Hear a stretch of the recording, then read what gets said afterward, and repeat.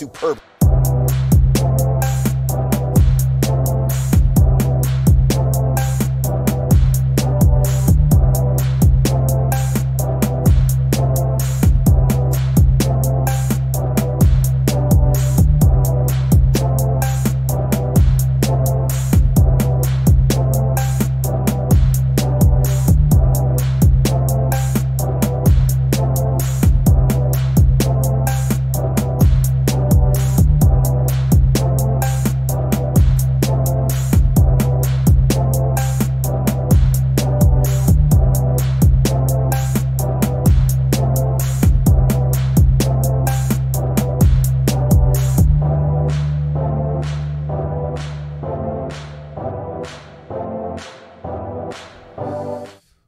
Welcome to the Real Shit Talkers.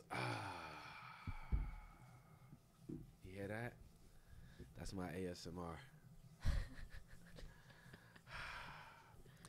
And thank you for joining us today. Do people really get relaxed from that shit? I don't think so. But it's a big movement, ASMR. Before we start into saying anything, I'm Matt. This is Jack, Gentleman Jack, and today. Oh, you're not the dragon no more? Yo, you know, I'm trying hello. There we go. I gotta get this close. God damn. I don't want to drop the dragon name. You know what I'm saying? I just like all the time saying Matt the motherfucking dragon. I mean, by now you should know I'm a motherfucking dragon. Like it shouldn't even come. I mean, if you've been watching for this long, you're like, oh, that's the motherfucking dragon. You know what I'm saying? Like it's weird because now in the street when people see me from the show, they're like, hey, motherfucking dragon. I'm like, hey. So it's Matt. And today, please introduce yourself, Matt. Hey, y'all. It's Natalie from Therapy Without a Degree, but also from your local tattoo shop at Blackwork. So something y'all don't know about me yet. So we'll get into details a little bit later on. Yes. But yeah, mostly from Therapy Without a Degree, yo. Yes. We snatched her because as soon as I found out she did tattoos, I was like, oh. Oh, look, you want to hear a weird story about me and Natalie right now? Go ahead. Okay. So I was a creep last night, right? And okay. I stole Natalie and brought her into a room and was like, can you fix my back? And then lifted up my shirt and showed her my back.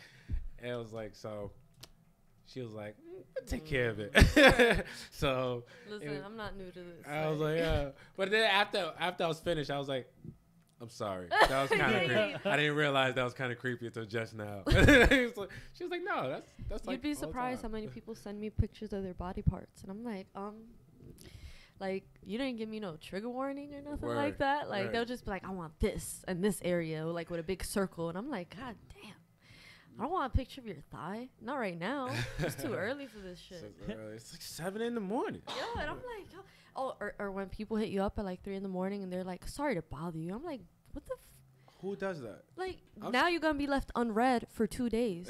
Word. Like, I'm going to read it. I'm going to put it back on unread so you don't know that I read it. And then I'll get back to you because you want to hit me up at 3 a.m. You can put it on unread? Yeah, I usually read my messages. On the gram or? On Instagram and on Facebook Messenger. No, so you can do that on the gram? Yeah. No. Yep. See, I'm that type of guy that if I send someone a message, I wait there till it says seen. Oh my god. Oh my god. I'm like that is creepy, yo. It just so happens everyone I met. There. Yeah, bro. You messing with me. I put my food in the microwave. I'm staring at it. Like everything's clockwork. So I already know what. Now the best thing about me is that my phone usually has the message come at the top, but it doesn't show if it was read or not. Okay. So I'll see the message. I'll just glide down, see what it said real quick, and but I never opened up the message physically, so it doesn't say read on read. Oh, that's right. Anything above 3 lines you don't read, and the top only shows. Yeah, you see what I'm saying? I hate paragraphs in text form. Well, you shouldn't text me, like email me a paragraph. I was gonna say emailing is a lot better. Email me a paragraph. You got like as a tattoo artist, you would rather someone, if they had a description or something, they're going to send it to you through an email. Not fucking 15 different text messages. And depending on what type of asshole phone they got, maybe they got Obama phone or something, right? And that shit breaks it up. That shit start breaking up. Now you got 1/10. Now I'm playing Jenga? Like, what's happening? Like, Rubik's Cubing, the freaking, nah, that's over. Email me more than 3 lines. If it's more than 3 lines, don't text me. Just don't text me it. Call me. or email it. Like if it's more than 3 lines, I'm not even gonna see it. I'm particular about like talking to people on the phone. Like I don't like talking to people on the phone like that. Yeah. Call me at the shop. People be like, "Can I speak to Natalie?" I'm like, "Yo, Tom, I'm not here." And I'll be dead ass in my room tattooing, and they're like, I got you. Like, I'm like, fuck this shit. Not right now. Please send me an email. Like, I know who are my troublesome clients, and I know who are like my fire clients. So a lot of clients end up like just holding you up on the phone, trying to explain something to me, and it's just like, yo. And then the worst thing is people get mad when you tell them to give you a number in inches. Like, yo, can you give me a size? Like how big in inches? They'll be like small. Like, what the fuck is small? Like, this isn't like clothing. That actually pretty, right? I'm just saying, like, yo, some of my best clients, no lie, will send me a picture of their body part with a ruler right next to it, and they'll be like, "This is where I want it. This is what I don't like. This is what I like." And I'm like, I'm with it. That's dope. That's what I like. I like people that like really know what they want. You know what I'm saying? Granted, you have a couple people that really don't know like what they're trying to get, and they're still up in the air. But like that's. My job is to help you, but your job is to do the research. You know what I'm saying? I'm going to put it together for you, but you got to live with this. Wait, what style of tattoos do you like to do? I predominantly specialize in black and gray. Okay. That's my thing. I can do color. I know how to do color, but I do predominantly realism and black and gray. Okay. And then freehand work. Nice. Yeah. Nice. So that's my thing. So, all right, cool. Because I have to ask a question. Hold on. You got questions I have a about... tattoo I want to get that I'm very particular. The only person whom I've seen that I really enjoy is from Maryland, who normally they come up to the tattoo expo. Word. But and I love their work so much, but I'm like, I'm not gonna make 2 weekends to go down and then, you're right. And it's gonna be annoying. He told me like hey, if you do it for the show, I can get it, but I work Friday and Saturday, so I'm like, I have Sunday to have a somewhat finished tattoo. No. Can't do that. Not only that, but as time goes on, like this is something I was explaining to Matt yesterday, was that like it's great when you have a piece of work that's finished, right, and you're working on a sleeve, whatever. But then as more months go by, when you're looking like 8 months, 9 months, a year, the color changes, and it's hard to get consistency without touching up the tattoo all over again. Yeah. So appointments and close proximity to each other, like a month in between appointments, like that's the best way to go. You know, because it's going to look better over time. You can't beat that shit. Right. What is your favorite type of body to tattoo? Like body type? Yeah, body type. Like, do the guy be a heavier set? Because I had a tattoo artist was like, because my back is really dense, he was like, dude. I don't have any qualms. I love all bodies. Yeah.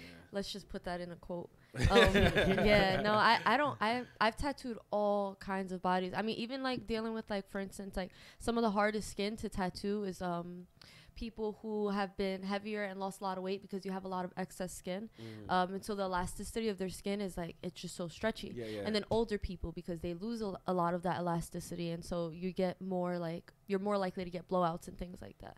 But there's ways of dealing with it. Like we've had like my coworkers come in and help me stretch skin just to get it right, you know, and it looks wild, but it's like, yo, like you want a good outcome, like you gotta do what you gotta do. But I'll tell you what, it's a lot better to get a tattoo even if you're heavier set, but when the skin itself is like taut, because if it's proportionate to your body, you lose weight, the tattoo is going to be proportionate.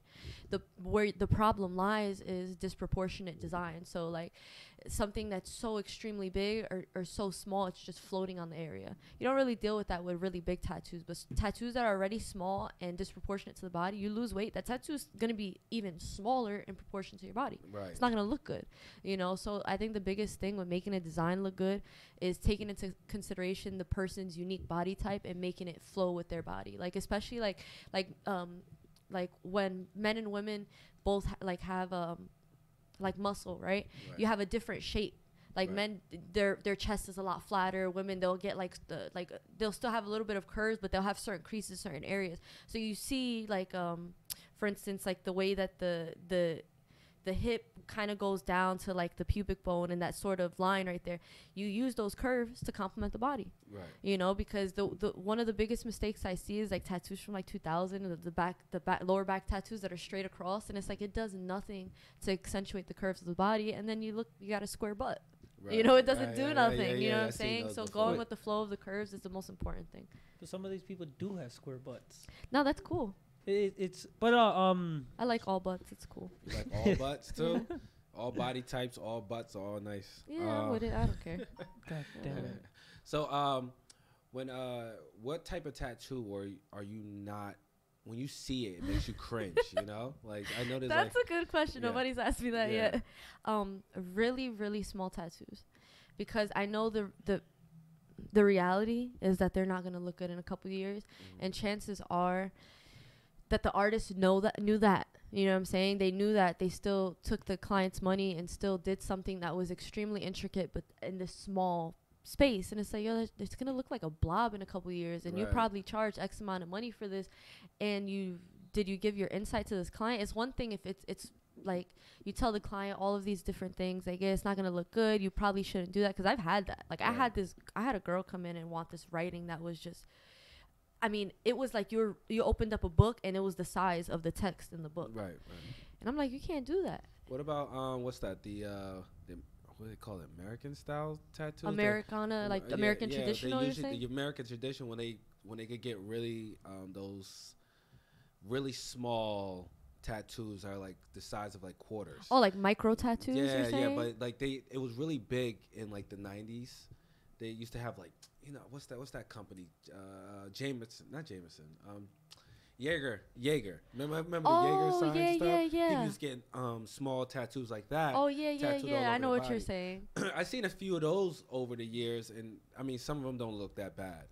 I mean, granted, it depends on the artist. Yeah, but you know, it depends. Some people age weird, and you know, some people age well. And something that we were talking about a little bit yesterday too, like your skin type matters. Like you can't tattoo dark skin the same way you tattoo light skin. It's just different, you know. So the artist also has to be knowledgeable. So like, let's say you're working with an artist that doesn't do small tattoos, you probably don't want them to do it, but I know artists that do, I mean, some amazing like micro tattoos, like really detailed small work.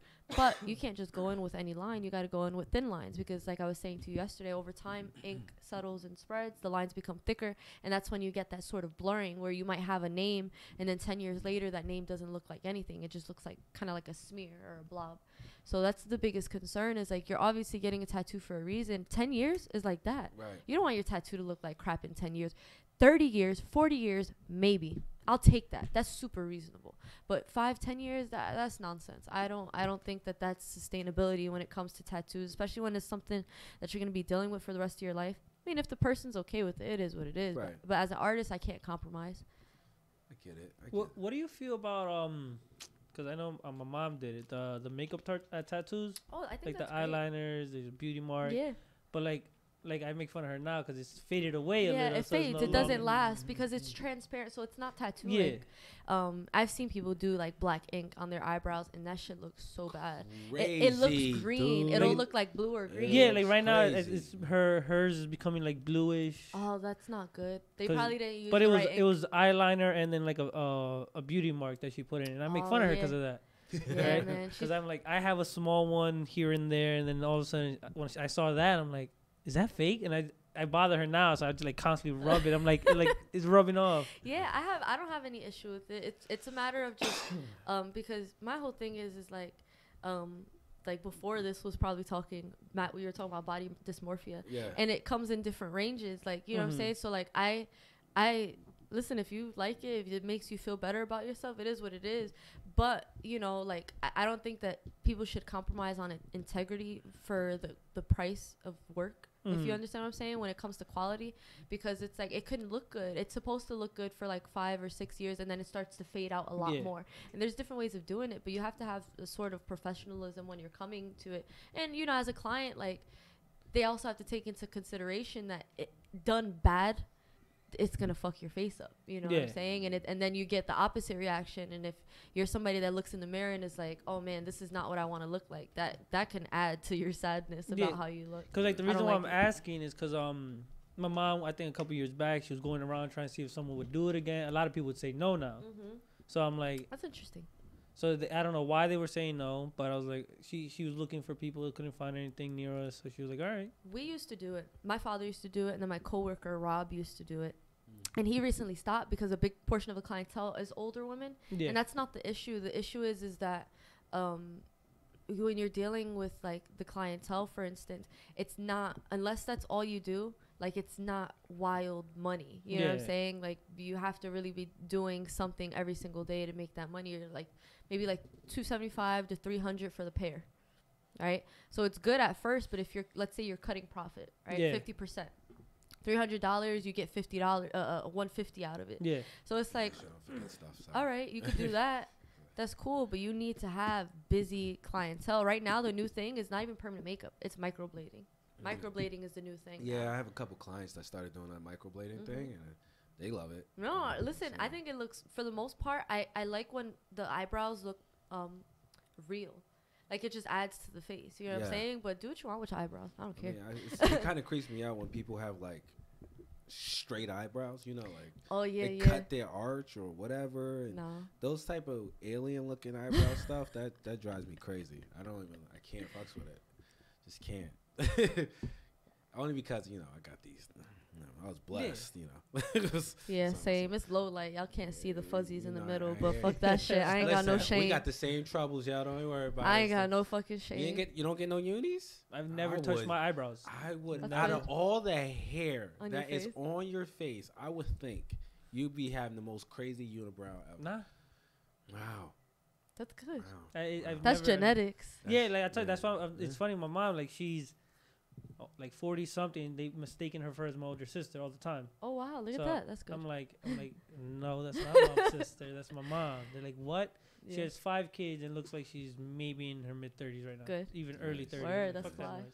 No, it's not. It's annoying. It happens. It's all good. I love her. At least you know you're gonna look good when you're in your 40s or 50s. Maybe. Yeah. He might get hit with the other side of the branch. No. I'm at my father's age that I am now. Like, same thing. He's like, he gained a little weight now, but still skinny. We're gonna expect you to gain, like, what, an Ethiopian belly or something? I've been trying to gain one. Yeah. Can't get it. I'm so racist to my own people. I'm not Ethiopian though. Exactly. What they call that's from Parasites, isn't it? Yeah. Yeah. It's dehydration that normally happens. You know what sucks? Like, jokes become harder when you start knowing more about the situation. You're like, you know what? Maybe that's not that cool anymore. Ethiopian belly's still funny to me. Yeah. Especially when you see them in memes. I'm not gonna lie. Yeah. He's like, I have to laugh. Yeah, I do. It's hard for me. I'm a realist. There was like a meme that was like, when I was growing up, I was an optimist. You know, now I'm an adult, I'm a realist. And then, like, he's like, now I'm older, I'm a surrealist. And I'm like, God damn, you're doing a lot of drugs. You're doing a lot of crap. That's a lot. That's but a lot of problems, B. I try to be you say problem, optimist, realist. Optimism, realism, and sub-realist? No. What is the sub-realist anyway? The fuck is that? They sometimes hear, sometimes not? No, I don't know what that is. I've never heard that term before. I kind of want to know. I'm gonna say it's somewhere in between, like a subconscious reality and reality now. So I spent half my time on psychoactive drugs. The other half I had to go to work. Basically. Got it. I'm a sub-realist, yeah. Okay. I'll accept that. I'm just joking. We just made that up for ourselves. Nice. So no, there's actual full definition for Hay un nombre. Subrealism or surrealism to subrealism. Oh, you're talking about art. Oh, that's art. Don't worry about that shit. Anyway, where's the weirdest place someone had actually a tattoo? Butthole. Please say you got a butthole story. I haven't tattooed a butthole yet, but I've tattooed plenty of near penis areas. Like how butts. near? Like on the groin? Okay, no. So all right. So I did a groin tattoo. That wasn't even bothersome. That wasn't bothersome at all, huh? Say it was Jumba. No, actually it wasn't. So I had this guy that was like a lawyer, and I know he's a lawyer because he would tell me he's a lawyer every fucking time. He'll be like, I'm a lawyer and I don't really want my tattoos to show because I have lawyer friends. And I'll be like, but his lawyer friends got but why are your lawyer friends even seeing your thighs? Like, tell me. You get what I'm saying? So he would want to get them only in a particular spot where, like, if you're wearing underwear, you can't see it. So all his tattoos were on his, like, upper thigh butt area. So the first tattoo I did on him. Wait, so, yeah. Yeah, so the first tattoo I did on him was a cover-up of his ex-wife's name on his butt, which was Sam. It was Samantha. But he had originally had a girlfriend named Sam. He broke up with her, got married to a girl named Samantha, added Antha. Okay, got divorced from her. That sounds like a smart man. So added that. So then I covered it up with a black square because he didn't want anything else, and then he wanted a bulldog on top of it, and then right next to it, his kids' names, which is 3 kids' names right next to it. And I'm like, but like of all places on your body, why put your kids' names on your ass? Like, I don't understand. Because they're the pain in his ass. Basically. So, but I knew he was probably on something while he was in my room. Yo, your boy took his whole shirt off. He didn't have any underwear on, like, underneath. And so he has his shirt off. He's sweating, like, nuggets of sweat. Oh, he's on some shit. Yo, and so I'm, like, sitting there, and I'm like, yo, like, you can't be in my room, balls to the wall. Like, you're, like, almost naked. And my father walks by, and he's like, Nat, you good? I was like, I'm fine. Like, I'm good. You know what I'm saying? Don't worry about me. A couple months later, he comes back. And the thing is with him, yo, he didn't negotiate price. He wasn't haggling, nothing. I gave him the price, and he was like, it is what it is. Boom. But I'm like, God damn, this is the shit I got to deal with. I don't like working late nights. This is what you do. This is what I do. This is what you do right now. I got you right now. Double the price and be like, all right, you're naked. Go ahead. Listen, I don't. Okay, I said this the other day because I've tattooed more like women genital areas than I have men. I've only done one dude, and it wasn't even on his penis. It was like above. It's not a problem. But like I had a guy, another guy who's an older gentleman that he emailed me. He wanted a Puerto Rican flag on his penis. He's like, I love Puerto Rican women. He want Puerto Rican flag on his dick? Yeah, like on the base. And I was like, all right, well, like, come in for a consult so I can talk to you about everything, you know, breaking it down and shit like that. Was he Puerto Rican? No, he wasn't Puerto Rican. He was an old white man. So he loved Puerto Rican women. He loves Puerto Rican women. To the point that he was putting your flag on his... Yeah. Not your flag. Nah, that's my the wife's Puerto flag. Rican flag. Yeah, that's why I looked at you. Wow. Yeah, but you know I didn't end up doing it. He actually, like, he was like, all right, when I come back from vacation, I'll you know, message you, whatever. And I'm like, all right, well, let's see. You know what I'm saying? This is going to be 400. He was like, all right, no problem. It was like 2x2. It was like really small. And I'm like, all right, run it. Like, I'll take that motherfucking money. You know what? I'm not Speaking touching of that, penises. I want a stick figure now. Peni. Yeah.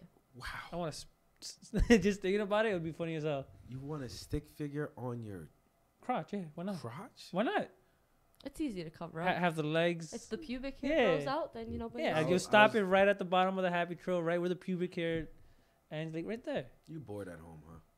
A little bit. Yeah. A little bored. Okay. Gotta bother the wife somehow. I just want to come home and like just go like that to my wife, just like. Yeah, I was listening to this guy, this other tattoo artist. I told you I get obsessed with it.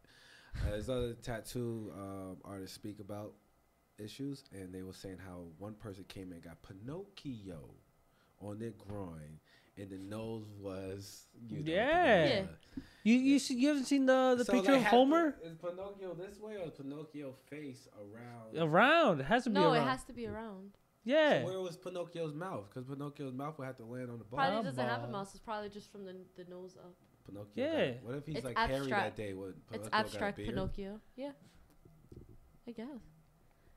You know what you should People do? are weird. Go to that guy and look at it. Ask him to see his tattoo. Nah, I'm okay. Why not? No, I'm just gonna take his word.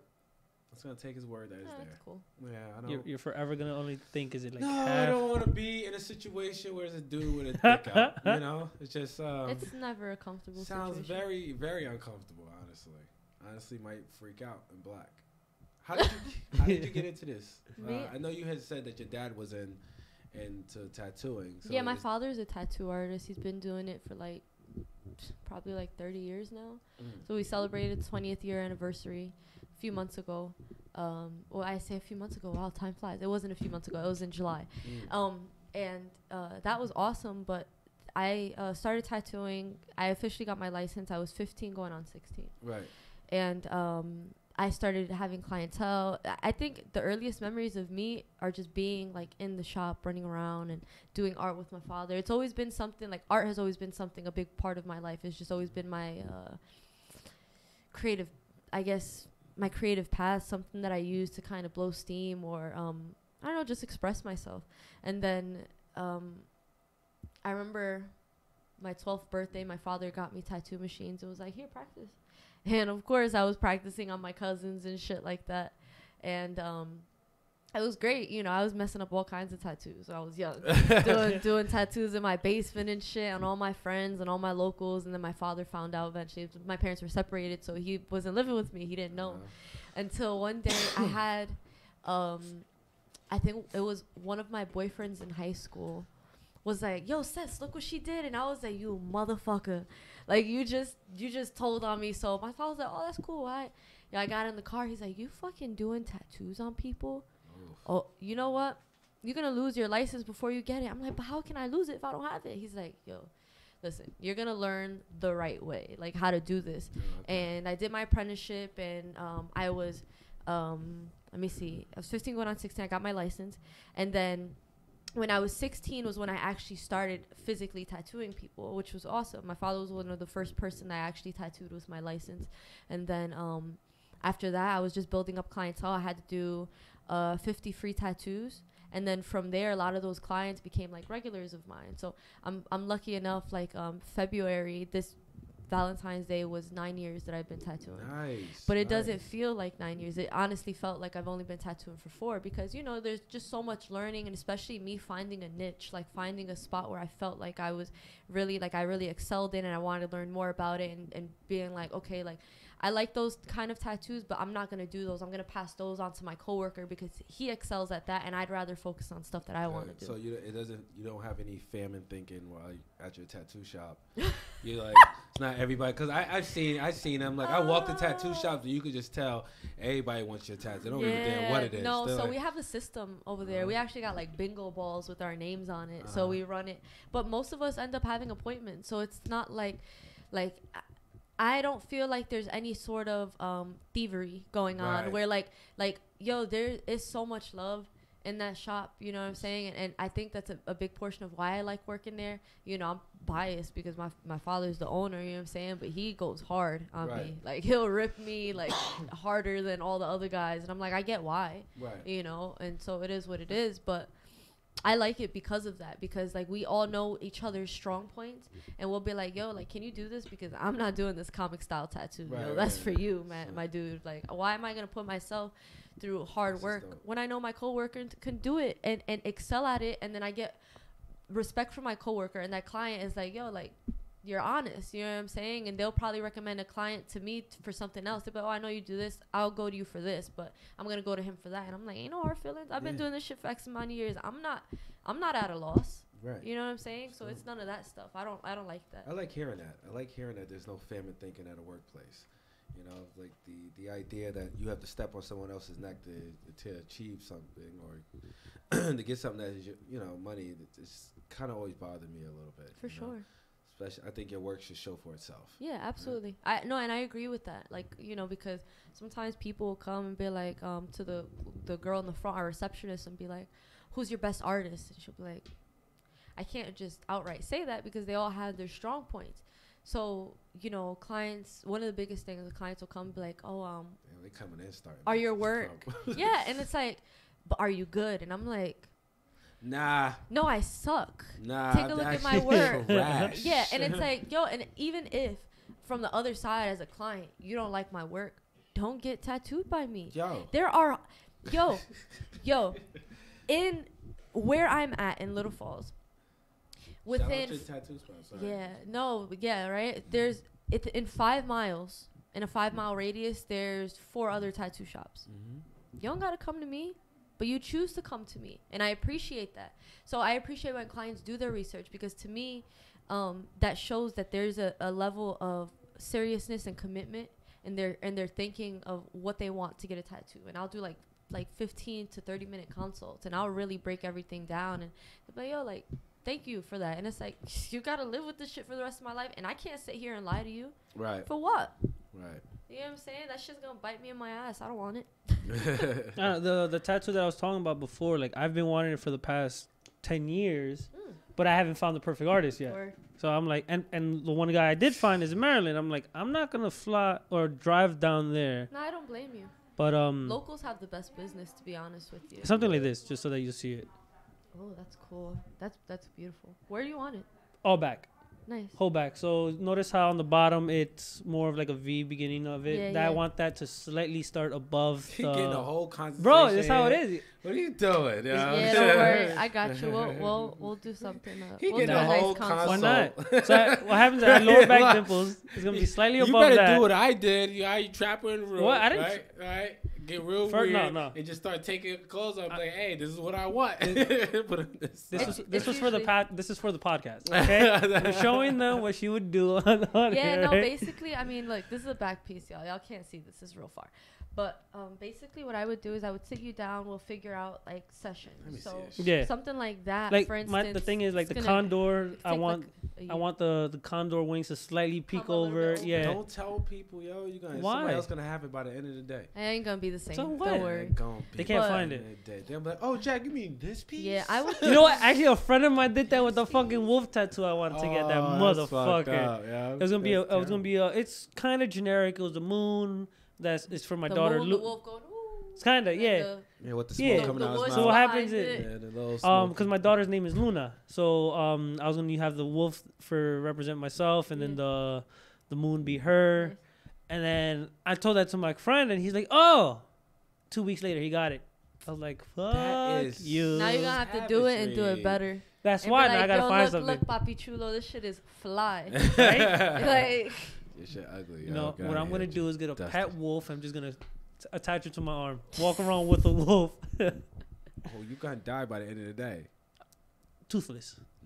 Toothless. So you're gonna have even that. That's they torture. still got the jaw posture. Oh yeah, word. No, I'm talking about a really old wolf who's limping. He's a viejito wolf. Yeah, and he lived his life. Already 100 pounds. Yeah. So you're gonna lift 100 with no teeth and walk around with it? Why not? You ain't never gonna be that big. All right. The funny thing about the wolf tattoos is that the irony is that like we have this discussion at the shop. We'll be like, yo, you better get a good fucking picture of that wolf because it's gonna look like a dog. Like it's so easy to fuck up. Yeah. It's the same thing with I've seen people take wolf. Sorry, cut you off. No, I've seen people take wolf tattoos and then like few months later look like a little bear. Yeah, dude. The biggest mistake people make is bringing in another tattoo to show the tattoo that they want. And I'm like, you know, what I'll end up doing is send them back and I'll be like, okay, look at actual images of things, like pictures of flowers, pictures of statues. I like that suggestion you gave me last night. It got me really thinking about it. It's like don't look at just pictures, but look at artwork. Yeah, look at artwork. Like there's so much stuff to look at, and even certain things where it's like you like certain aspects, you could tell me what you don't like because then I'm not gonna waste my time drawing it. You know, it's a lot of time that goes into drawing artwork that I often don't even incorporate that into the price. You know, I usually only incorporate my tattoo time, but the deposit goes towards like my time drawing, but then it goes towards the tattoo as well. So it's like, it is what it is. I'm at a particular point where like I understand my process and it's like I'm not gonna take no loss. Right. Okay, my bad. This came back to my head and it's really dirty. It's really fucked up. And talking about realism tattoos. Have you seen the one with the porn star facial tattoo on someone's thigh? That one was good. Right? Yeah. Like that shit's crazy. No, that shit is good. The first time I saw that, I was like, holy shit. For you guys to see it online or in the audio. I'll put it right there. No. Let him see it.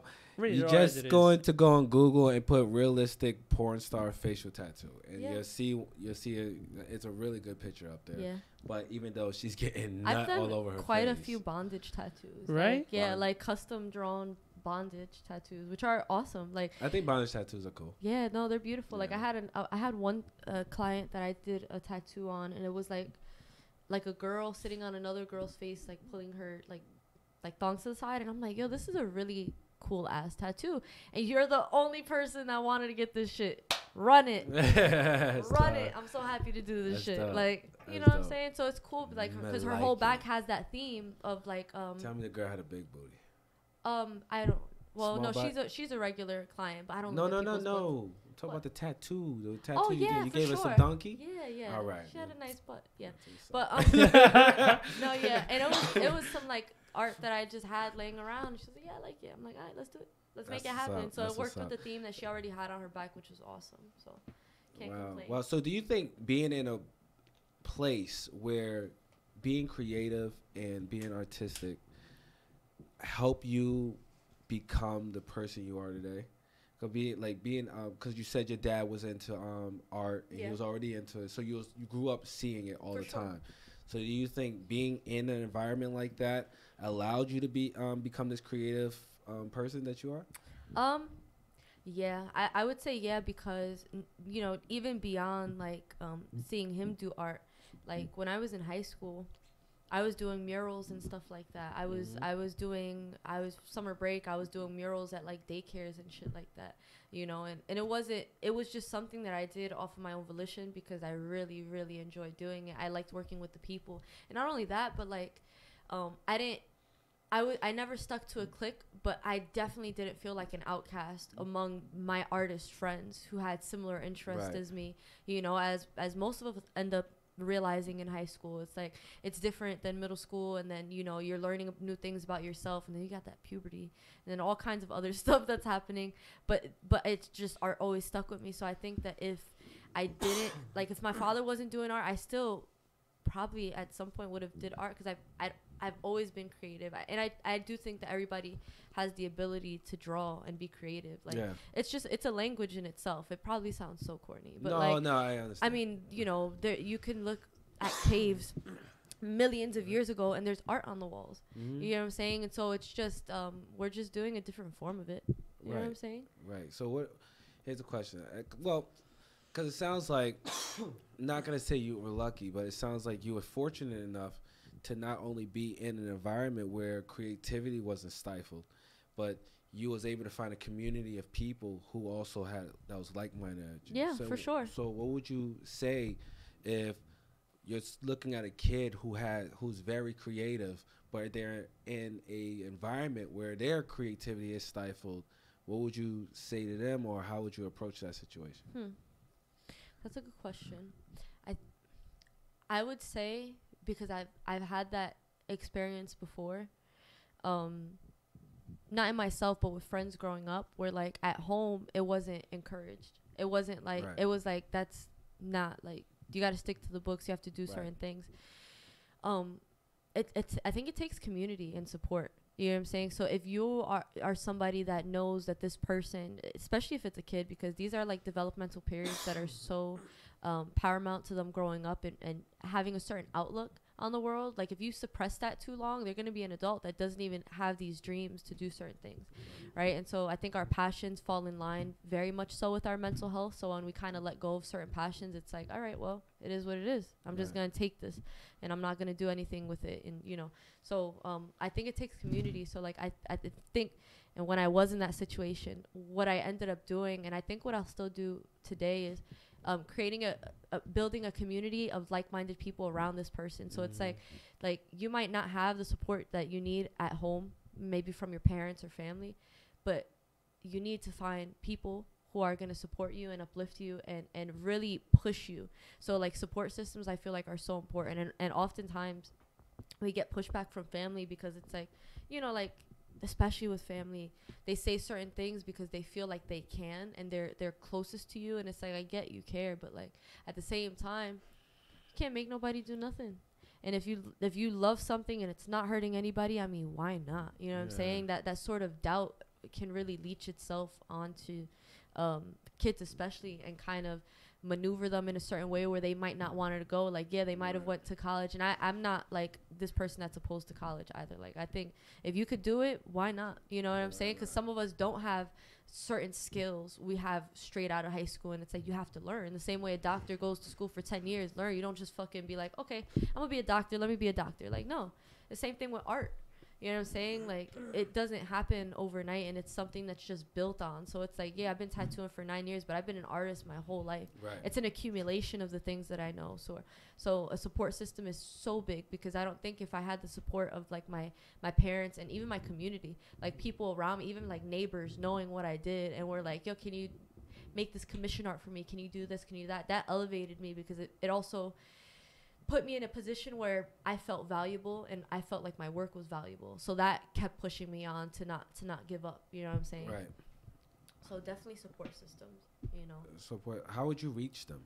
Like, what will be your suggestion on reaching the kids that are who needs those support systems to and also as a parent yourself, I feel like it's very hard for us to help balance what scholastic you know, scholastic plus creativity plus their social life. Yeah. And then you got to balance your own.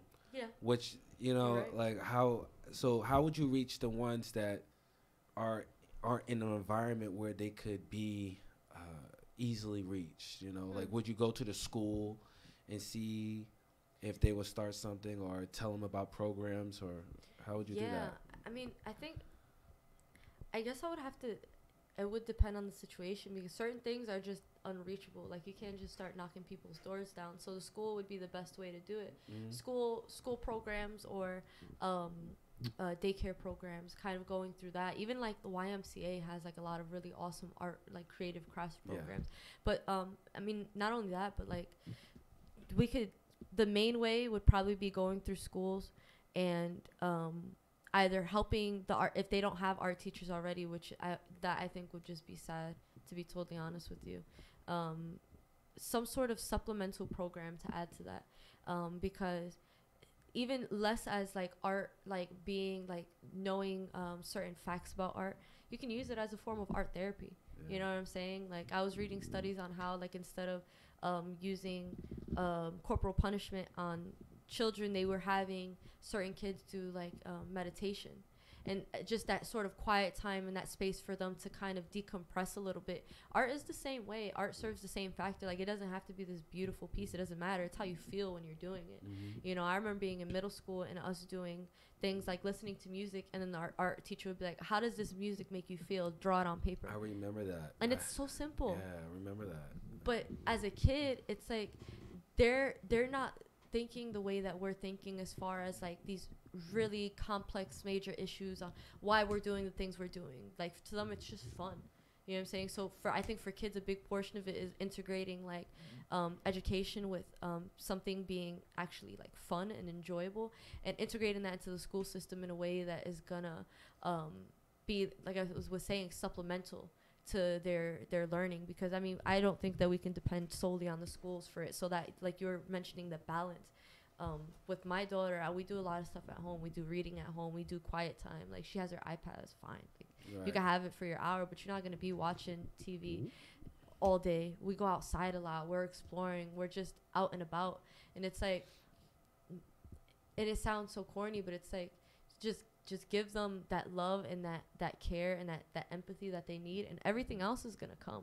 You know what I'm saying? Because we can't, there's only a certain length of time that we can hold their hand and help them through things until they become, you know, teenagers and adults. And it's like, they're gonna eventually need our help for certain things, but we can't sit there and big brother them, you know what I'm saying? The whole time. It's unrealistic. So I think instilling those different values into them, and those positive values into them while they're young, and giving them also emotionally a creative place to decompress is super, super healthy. So that's why I like art. And so kind of using it as a means for them to talk about their emotions, or express their emotions in a way that feels safe, and kind of like, how do you say, not boxed in. Because kids are not, they're just not boxed in. They haven't gone through certain things that adults have gone through to make us have this very stern way of thinking and going through life. You know what I'm saying? So I guess I would say for the people, for the kids that you wouldn't be able to get otherwise, it would be in places like daycares and schools, to make sure that they're doing the correct programs. And not even correct programs, we'll say, but programs that are useful and supplemental to their learning in a way that inspires them to be creative and use that as a form of expression. That would be like the best answer that I can give you. That's really good answer. See, I like it, but the only issue I'd have with it is because my wife being a teacher in the Newark school system, and I remember recently they were doing a math problem, and right on top it says creative thinking, right? So think of a creative way to think of this, or solve it in a creative way, right? And I solved it 4 different ways, but technically I was still wrong, all because according to what the paper said, was even though it says creative thinking, it's an open-ended question, it's a word problem, I have to find out the answer, but the standardized test only took 1 form. No, see, okay, you're So you're correct when it comes to standardized testing, because standardized testing, there's so many variables, and one of the biggest variables is you can be a great student in the classroom, but you can be a poor test taker. And so if you're just preparing kids to take tests, the problem becomes is you're not you're evaluating black and white pieces of papers and not physical human beings that have all these different variables to their thinking and emotions. And like you were saying, you solved it 4 different ways, but you were not technically correct. And it's like, but you solved it in 4 different ways. And with my point with what I'm saying is, schools, especially in the inner cities and unfortunate locations, is they want those standardized testing, so they will cut out the arts, the music, and just to make more room for practicing standardized testing. Yeah, for sure. So my thing, like, what would be, because I'm just struggling with it, even though I live in a suburban area. Like, even then they still take out a lot of they do budget cuts. No, it's true. And the superintendent of the town somehow, or the district, is making damn near almost $300,000, and budget cuts are being made. I'm like, all right, hold on, dude. I feel so deeply about that, because it's true, you know. And like, the solution that I would say to that would be to protest it. Like, when I went to John F. Kennedy High School. I went there too. And I don't know if it came out in the papers or not, but we protested the fuck out of it. And within 3 days, we got the superintendent to come down to come down to the school, and we spoke to him. But we pretty much did, as students, we did sit-ins. We wouldn't go to class. We would like take off our freaking shirts in the middle of the hallway, throw them down, and it's like, yo, like, you're gonna get us a meeting. What year did you graduate? I'm 23. I graduated in 2012. Let me tell you something about the years before that. Wildness. Okay. Yeah. We used to have fights with teachers and faculty members because of situations like security being too rough. Yeah. We fought the security. Yeah. To the point that it was no joke. They had to bring real cops in, and then we did our little protest. It was like, listen, every time a security guard come in here, we gonna fight. Dude, but it's powerful. But they stopped. They calmed down. Of course, you can't do it like that anymore. Of course, that was the Wild Wild West. You know, I was actually, I think my year was like kind of the end of the Wild Wild West. Kennedy graduated so many people that year just to get them out. Fuck out of there, because they was like, we're not doing this again. You know, shout out to my 05 classmates. But what would be the plan? Like, what would be the plan if Principal Nat showed up? God. What would be the first thing we're doing? Let's just say we're talking on, I don't know, because high school, you're kind of already damaged. Just say like middle school. We're in middle school. What's the plan? Nah, in Newark, they're already damaged in 5th grade. Yeah. My wife's but you could. There's still some hope. No, you can't say they're kids. Kids. You gotta believe there's hope for the kids. Trust me, I do. But when it comes to, you're trying to talk, like, oh, okay. My thing is, if I'm gonna have 100% in my daughter's teacher, trust in my daughter's teachers until they show me they can. Right. Okay. Okay. Why is it right off the bat a student's mom is already down talking to my wife without having a formal conversation? All she does is complain that my wife complains. I'm like, no. Because first off, you know it's why? Not happening. I'll play devil guy advocate. Okay, go ahead. Okay, I'm tired. All right, I've been at work all day. Okay. I don't got time for this kid. Yes. So this is your time. So you want me to babysit your kid? Is that what you're saying? What am I bringing them here for? So now, if that's the case, why not give these teachers a babysitting rate? Each kid $10 an hour. I agree. $15 an hour. No, so okay, 30 so look, 30 kids. That's smart. Go ahead. That's smart. No, listen, I agree with you. That's good. You're gonna have that approach. Give me my babysitting money. But this shit goes down to politics. Let me tell you That's something. the problem. When it comes down to it, because I understand your concerns, and as a parent, like my kid's in daycare. Like, I pay like almost $800 a month for her to be in daycare. All right, so I have 2 of them. Yeah, so I listen. Y'all feel me. Y'all both have kids. We're at a table. We have kids. I don't even understand why. So why we have kids. So first, one solution, that's gonna that is gonna hopefully come from state programs. I think we should have like universal like free health daycare. So that comes from, obviously, you pay your taxes, and a portion of that taxes goes towards funding and subsidizing daycare. So instead of having 4 C's for just a few, it's for all the people that go. If you work and you're paying taxes, your kid could go to daycare, right? It's like a public school, but it's daycare. So my people who are listening outside of New Jersey, 4 C's are like, it's like help for people with low income. And it helps them put them into like daycare programs and things like that. It pays for a portion of the But daycare. you know, in the city, pre-K is free. Yeah. Like my daughter is in daycare and pre-K. Yeah. So I'm paying for pre-K right now, and daycare. So why? No, you're paying for. Well, daycare. that's the thing. No, I'm paying for pre-K. Well, yeah, but you work, right? You work for X amount of hours, and a portion of that money goes towards daycare for you to go to work. So there's such an irony there. It's like yeah. It's like so you're working.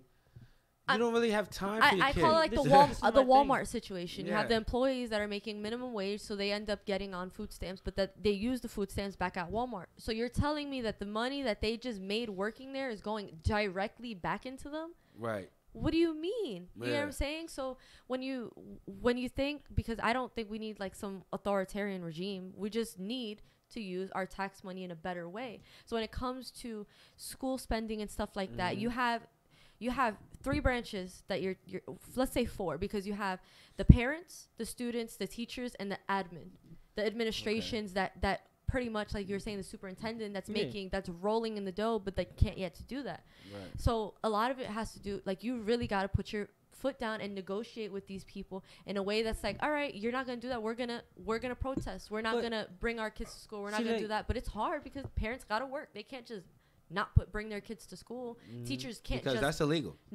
Teachers just can't just not work. You get what I'm saying? Right. So it's like there's so much that has to do with it, and you end up in this just negative feedback loop because they cut the programs. The teachers end up, spending so much amount of time in and out of school. And then, like, parents are frustrated, and I get what you're saying, the devil's advocate being the frustrated parent, assuming that the teacher is going to take care of these situations, but pay them a living wage. You get what I'm saying? You can't just expect them to do X amount of work and you're not paying them the what they need to actually get the work done. It's weird though. In Newark, my bad for interrupting. In Newark, their pay rate their salary is about $50,000 a year. Right. Which it sounds not like a bad deal until you realize that doesn't include them taking the money out for medical, the taxes, their union dues, and everything. Like, I'm an electrical union, and I make about 60 to 70 a year. And what happens is, and my thing, this is a side note, I truly believe people should talk about their wages just to be able to bring everything up. But that's a big thing. There's so much shaming around talking about the wages, but it's like, yo, let that shit come to light. It helps you because out. When you do that, it's hard to, like, when you're looking at a teacher and they're like, oh, the teacher makes $50,000, which after taxes and everything is like 30 to like 40, something like that. And also including, and also including, them paying for any sort of essentials that the kids might need. Not to even mention outdated books and supplies that are already at the schools. Like, yo, did you know in New Jersey, on average, the age of the schools is like 60 years old? Camden, in Camden, their schools are lead-ridden.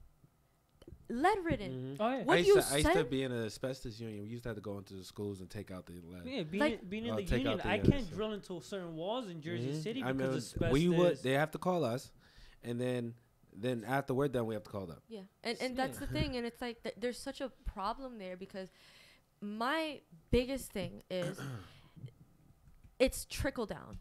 And let's not compare this. Not trickle down economics. Trickle down economics doesn't work. What I'm saying is trickle down when you give the parents some sort of subsidy to help their kids go to daycare or whatever, right? Boom, that's one way. Then you have the teachers getting paid a lot more. Okay, that's another way. And then putting money into the schools we can compare the amount of schools to the amount of new prisons, can we? What happens with that? You get what I'm saying? Prisons are private-owned entities. I understand that.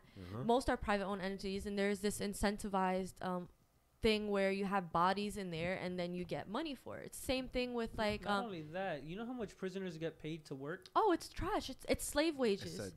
It's census. $0.76 $2.10 in some locations. As low as 10 cents in some states. I think the max I ever heard. Guy told me he was like he made $1.16.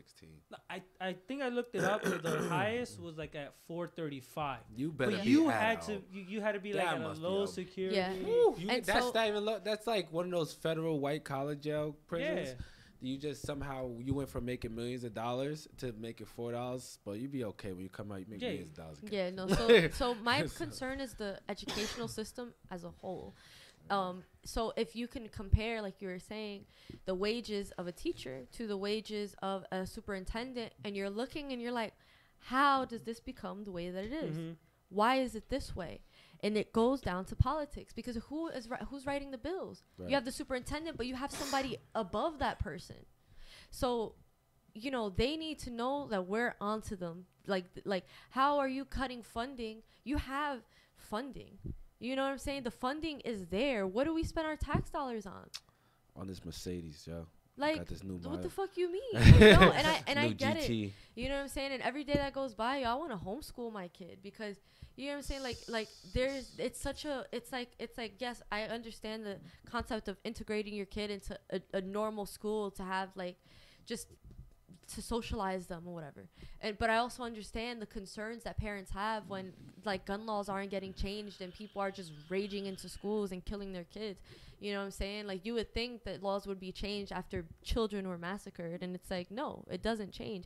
And that has to do with politics. It has to do money in politicians' pockets, money in the pockets of administration, not listening to their constituents, who are the taxpayers, and instead listening to their lobbyists, who are the people that want certain laws to stay in place because they're making money from sales.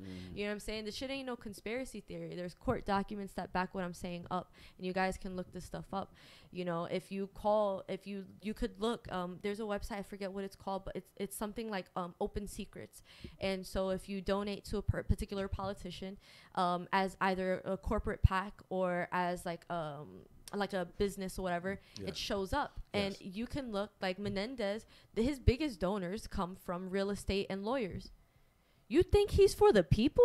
He could talk all this shit that he's for the people and all this stuff. The same thing with Cory Booker. Cory Booker is corporate as fuck. He could sit here and he's done. Listen, I'm happy when people do great things, because he's done a lot of good things for Newark. But at the same time, you take money from oil lobbyists. You take money from like what's it called, the war industrial complex. Like, how can you tell me that you're okay with doing certain things, but at the same time behind the back taking money from people who don't have the interest of your constituents? Are you for your constituents, or are you not? So matter of fact, let's rather than going that large of the issue, let's bring it down a little bit to, how do you feel about the new rain tax bills that are coming out?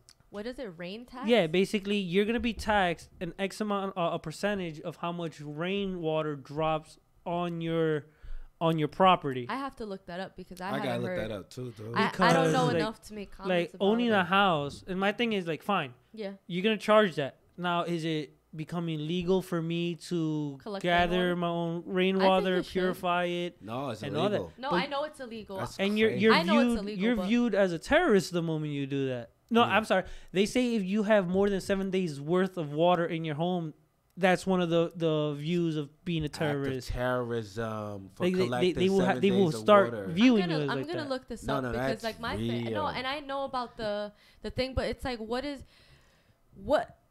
this shit.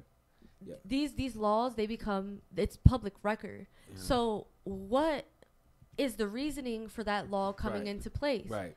That's my question. I don't know. What makes that logical? Because how does that become something that, because my family that lives in Puerto Rico, that's what they do. Yeah. Like, they ain't no ifs, ands, or buts. Ain't nobody knocking on your door saying you can't have rainwater. My great uncle, he's a war veteran, and he has a bomb shelter, like right. with like months supply of things, months supply of But that's water. okay.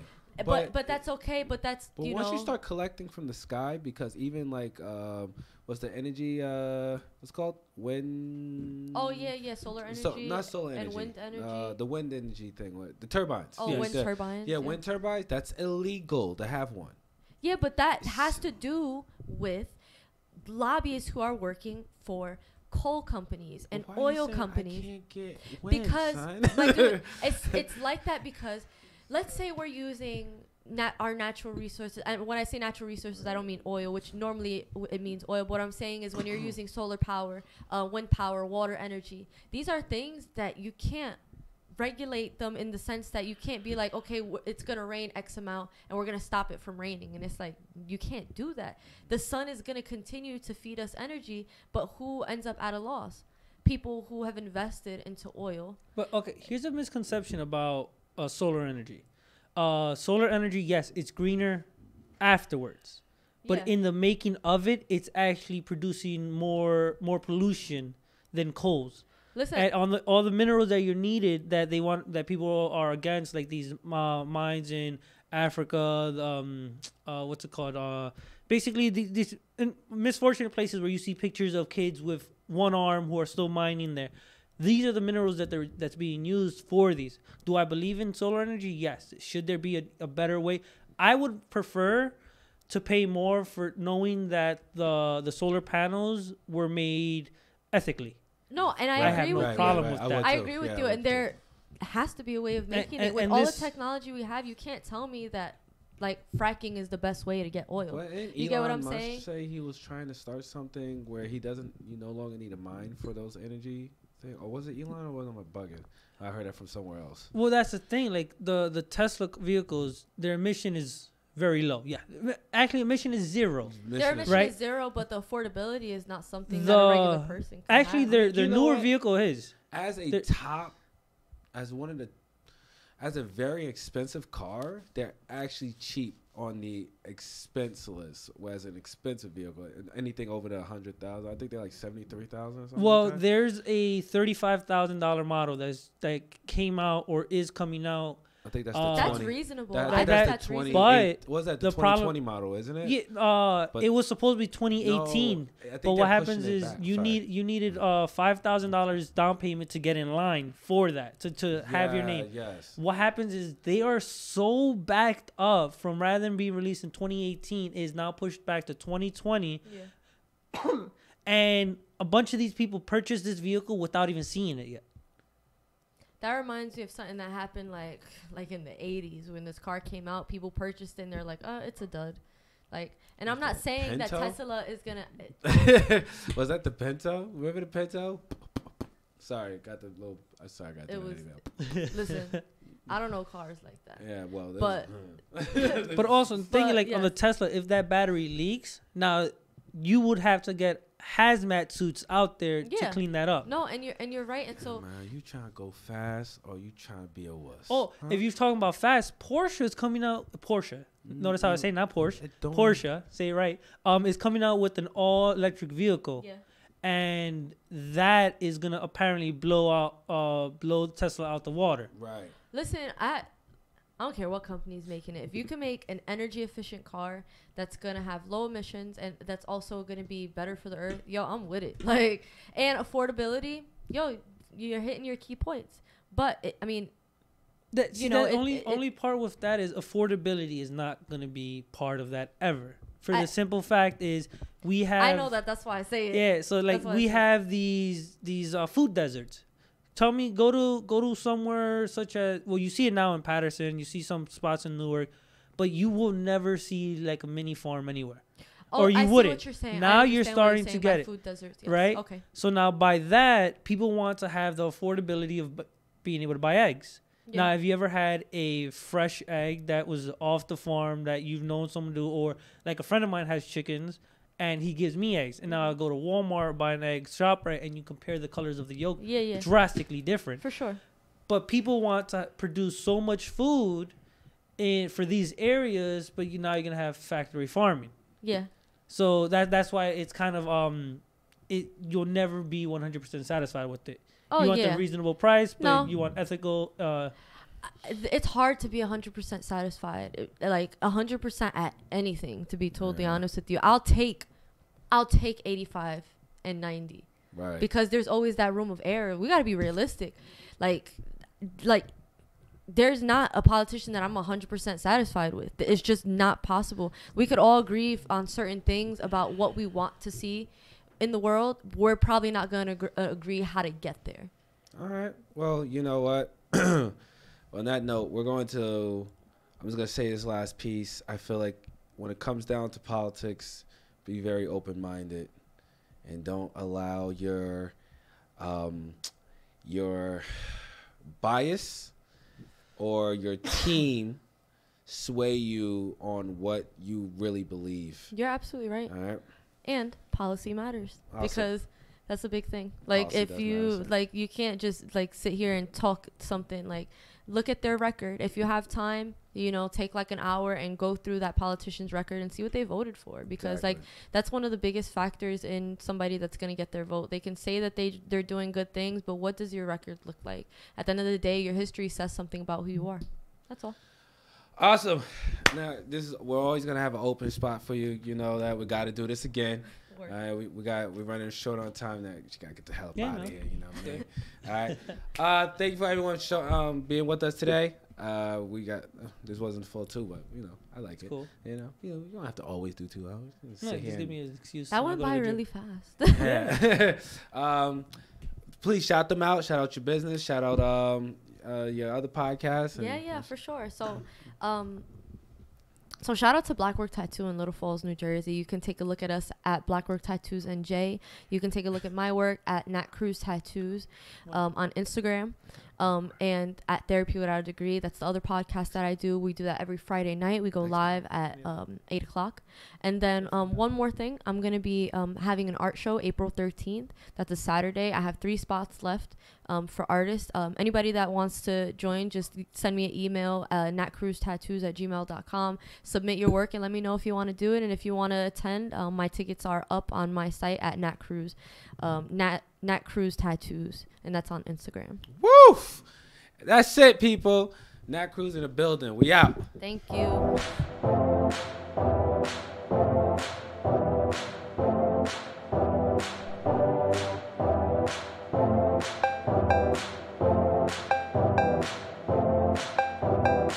Superb.